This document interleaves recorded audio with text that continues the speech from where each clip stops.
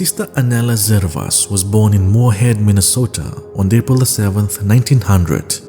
The teachings of her Catholic faith, which she received from her parents, formed in her a tender heart and loving trust in God.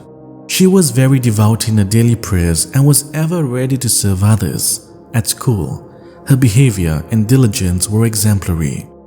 During her early years, Anna displayed talent and had a great love for music.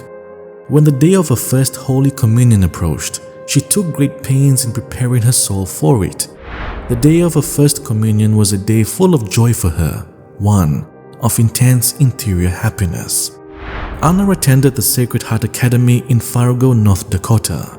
During this time, she would walk a mile from her home just to be able to attend Mass at the Cathedral of Fargo, and throughout her life, she developed a special relationship with her Eucharistic Lord. It was at the age of 15 that Anna expressed her desire to consecrate herself to God by entering religious life, and so with the consent of her spiritual director and parents, she entered the convent of the Benedictine Sisters of St. Joseph in Minnesota in August of 1915. As an aspirant in the convent, she entered wholeheartedly into the spirit of her vocation. While there, she wrote letters to her parents which reflected the happiness that was hers in the convent. In a letter, she thanked them for allowing her to follow her calling, adding that if many people in the world would know about the happiness of religious life, they would hasten to seek admission to the cloister.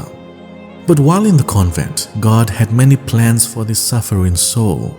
In spite of her happiness, she began to be harassed by homesickness, but through prayer, she managed to find the strength. But during this time, another suffering made its appearance. She began to feel a burning pain in her stomach, and this pain would to remain with her for the rest of her life. On June 17, 1918, Anna received the Benedictine habit together with the name Sister Mary Annella. A year later, Sister Annella was appointed as music teacher and organist of St. Mary's Parish in Bismarck, training the choir in the liturgical chant of the church. It was during this time that new temptations began to bother her, temptations to abandon her vocation, and as the time for her profession approached, these temptations became stronger.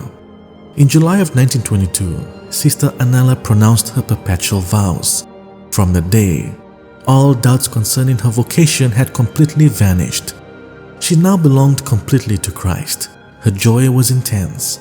She wrote, "My next great feast will be when I leave this world," and so it was. A year after her solemn profession, a peculiar skin disease attacked her body. Terrible itching bothered her day and night, and no remedies seemed to help. But despite her illness, she continued her work as music teacher and organist, although it required almost superhuman efforts. Her face became so disfigured and contracted that her own parents failed to recognize her.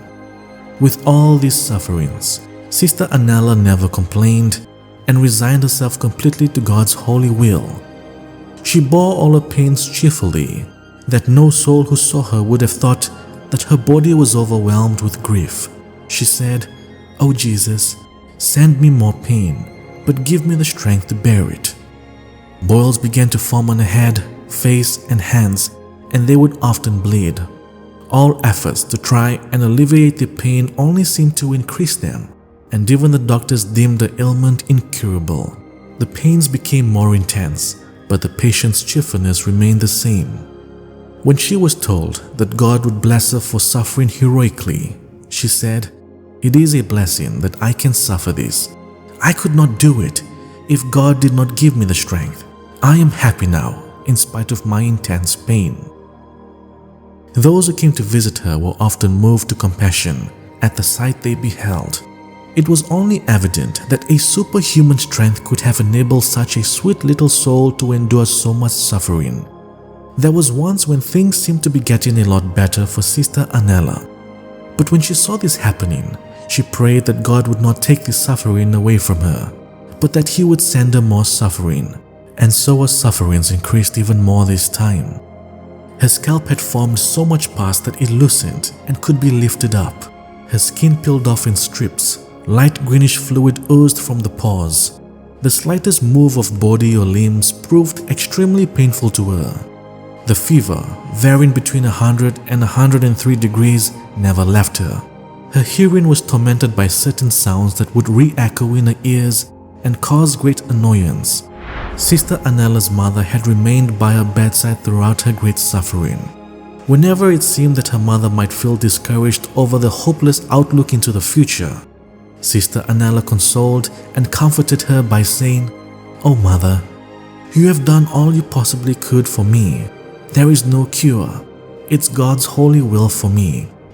When Sister Annella died in the wee hours of August 14th, 1926, she was barely recognizable, but she fulfilled the wish of having wanted to celebrate the Feast of the Assumption with Our Lady in Heaven, as her death had fallen on the vigil of the Assumption. The odor of rotting flesh, which had accompanied her during her life, seemed to have vanished and was replaced with a sweet fragrance. Her body was carried down from her bedroom by her mother, and she was buried in the monastic cemetery at the College of St. Benedict. Sister Annella died when she was 24 years old, but her saintly example was and still is an inspiration to the local community. Sister Annella Zervas, pray for us. The more I praise you, the more I want to. I'm falling in love, falling in love.